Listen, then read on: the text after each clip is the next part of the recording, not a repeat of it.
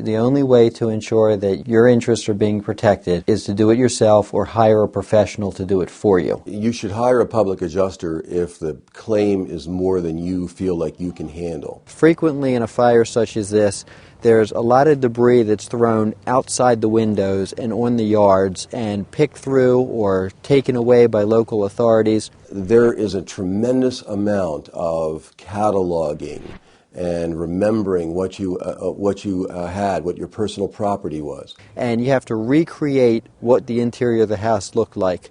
Only the homeowner or an expert who has experience in preparing these claims can do that with the detail that the insurance company is going to require and in a timely manner. It is often a good idea to hire a public adjuster. You need to protect your own interests. Now that might seem crazy for me to say that, but it really makes everybody's job easier in most cases because the public adjusters know how to make all the lists and they know how to go through what you own and they know how to evaluate your property and all that kind of stuff for you. It's not the insurance company's job at that point to explain to you what your benefits are. A public adjuster is going to tell you about all of those aspects of the policy.